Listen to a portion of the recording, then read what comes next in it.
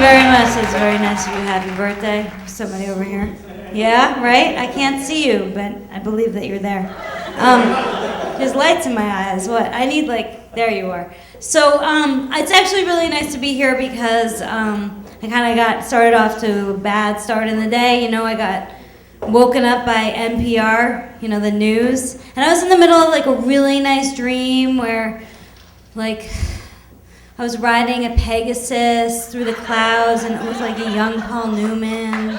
And then all of a sudden it was 20,000 Somalian women were brutally raped this morning while watching their babies bleed to death at a puppy maiming factory. And I was like, crap! I have to move my car. It's street cleaning day. I hate that. I listen to NPR. Yeah, I know, it's annoying. I listen to NPR because I grew up with it. My parents are radical activists. They're crazy, and they thought that was a lullaby. I was listening to that. It was a lullaby to me. So I actually listened to it to relax, And my parents were crazy. They were so radical that they thought Abbie Hoffman was a square. They thought he was really conservative. Abbie Hoffman was arrested 1,000,000 times for protesting. My parents were oh, he's very conservative. But anyway, we used to play these games growing up.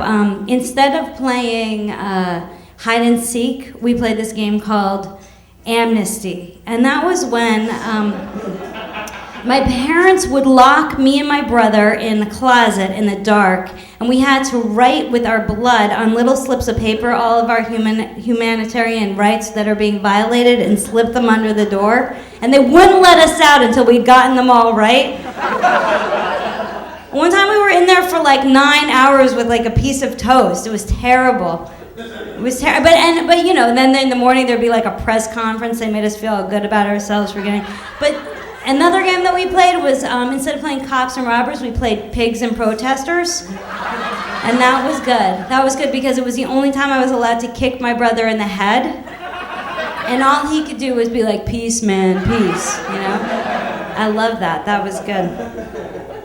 But whatever, my parents are all disappointed with me for not growing up to be an activist. And I'm look, when you guys were doing it back in the day, a protest was sex, drugs, and rock and roll, right? You went to a protest, there was going to be nakedness and possibly Jimi Hendrix, And now it's you just fend off the emails from Move On. You're I don't care what happens to the polar bears. I'm sick of you people. I wish Move On would just move on. There's nothing sexy about Move On, right? If we really want to change the world, we got to make a Prius, okay? How sexy is a Prius? Not sexy. Nothing sexy. You know who's getting laid in a Prius? No one. No one. And then when you look inside a Prius, you know who's in there is the old hippie guy who's over the hill. He's driving around he's hoping to get smoked out and laid. That's why he's driving that. So anyway, my parents are really disappointed. And my mom sent me a shirt the other day. They won't give up on me. They won't give up. My mom sent me a shirt the other day, and it said, "Never underestimate the power of a woman." And she's like, "Robin, did you wear the shirt? Did you wear the shirt?" And I'm like, "No, Mom. I want to get laid by a guy. They don't like that, right? Guys don't like powerful women. No, they like drunk women." Which reminds me, I've seen, you guys know the Girls Gone Wild, right? That's big time, You know. A poor co-ed girl gets, she shows her boobs to the entire nation and her parents. And in exchange, she gets a t-shirt, It's a good deal. Or a tank top, actually. It's a good deal.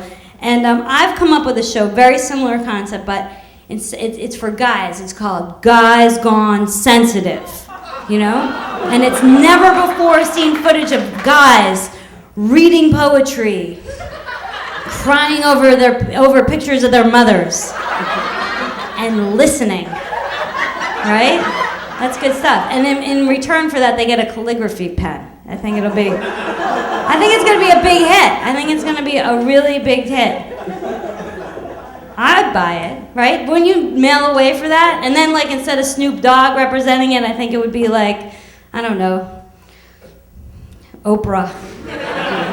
I don't know who would represent it. People won't buy anything that Oprah sells you. Anything. Right now, the big thing that Oprah is selling everybody is the power of manifestation, right? You visualize it, and it manifests for you. So I've been working this out. It's like The Secret, but it's not a secret anymore. You guys heard of that, right? So I go into places. Like the other day I was shopping for a new car, and I was like, have you guys heard of The Secret? And they're like, yeah. And I'm like, well, I'm visualizing you giving me a free car right now. That's what I'm visualizing. They're like, we're visualizing you leaving. I'm like, okay. Get out of here. So I like porn. I do. Yeah! Thank you. But I have to say, I like the classics, you know? I like back in the day when the guy was like fat and hairy and the girl was just clearly a nymphomaniac. Like clearly, you know? And he just happened upon her in like the concession stand of a movie theater, and then there was like suddenly like crazy sex with the popcorn and like the fake butter everywhere, and like midgets and like velvet came out of nowhere. Like I don't know why, they were just there. It was wild, you know.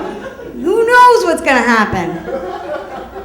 It was the frontier. It was a new frontier, you know. But now, God, like now the guy is waxed. You know, and he's so vain. He's so vain. He has to look at his own muscles while he's doing it. He's like, yeah, I like it, yeah, it feels good, like. And the girl is like, I mean, she's like missing 3 teeth. She got uneven boob job. She's like nodding off, you know. She like needs a fix. It's like take 57. She's like, oh yeah, it feels really good. Do it from behind. I love it. Like she's so. And here's the problem. Like, here's the thing. Take some pride in your work, people, right? You know, and for those of you porn stars out there that love what you do, I'm not talking to you guys, okay? I know there's a few of you in the audience. Maybe, no, you guys are on a first date. But the rest of you, you know, get out of the business. Take a class at the Learning Annex, something. Read What Color Is My Parachute.